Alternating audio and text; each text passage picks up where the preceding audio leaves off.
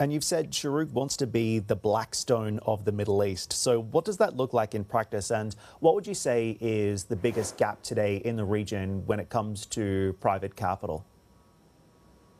Look, I think it's a funny and interesting quip to say we want to be the Blackstone of the region.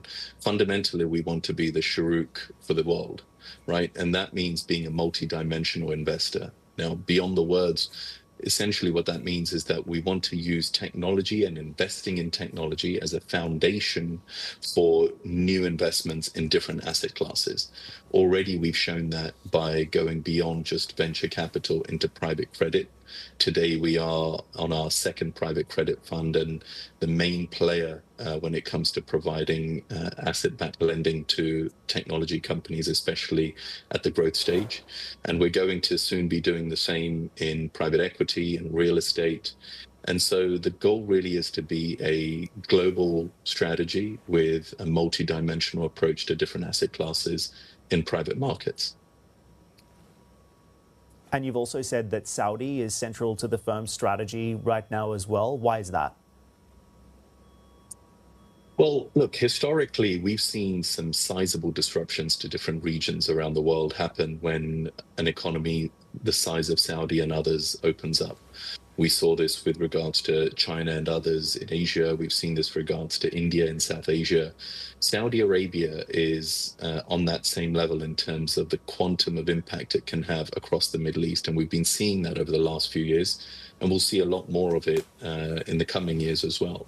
I mean, just to think about this year alone, in the first half of this year, we've seen around 1.35 billion raised by startups in the region. Over half of that came from Saudi, which is a 116% increase year on year. So Saudi's opening doesn't just represent a sizable market with a whole new class of consumers and customers and clients, but it's also a market which we are excited about in terms of the founders that are coming out of that very exciting market who are building incredibly exciting businesses from cybersecurity all the way through to disruptions in agriculture and AI. So expand on that for me. Would you say that LPs are becoming more sophisticated in the Gulf? And what are they asking from you that they weren't asking for maybe 3 years ago?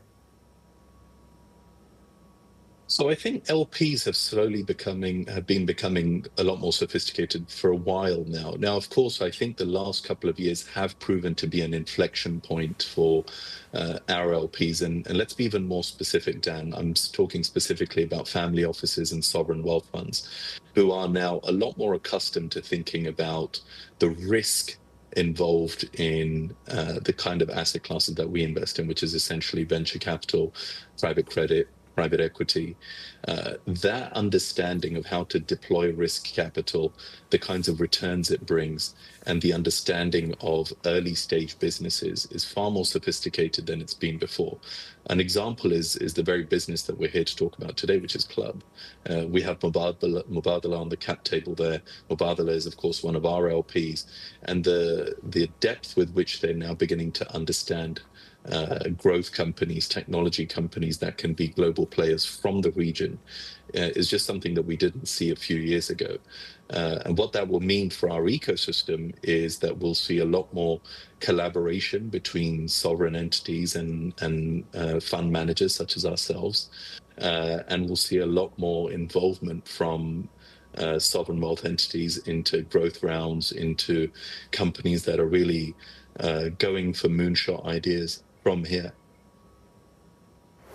Bilal, so interesting you mentioned that because, of course, the Gulf sovereigns have been dominant capital providers in recent years and really improving in sophistication themselves. We're seeing very high-level bets now taking place, particularly out of the UAE, out of Saudi Arabia.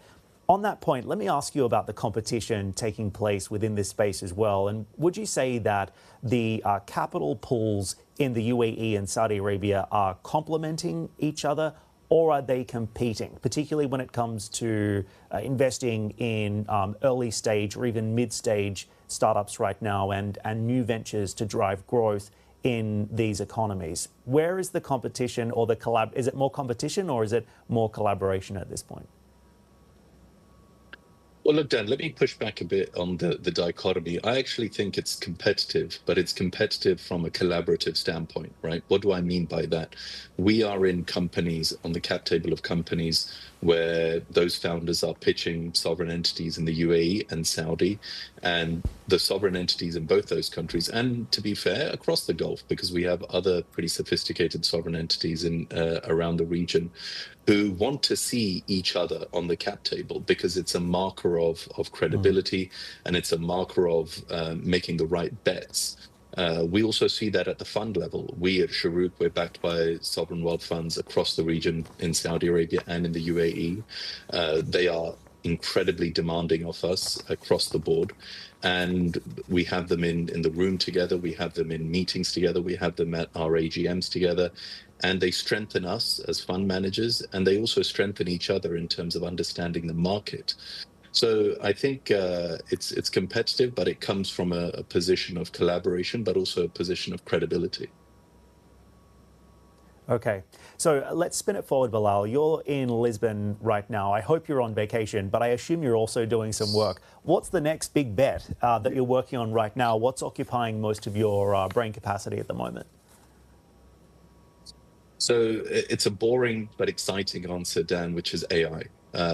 Shorooq has slowly but surely been increasing its bets and increasing its exposure, but above all that, increasing its learning on frontier technologies for quite a while now.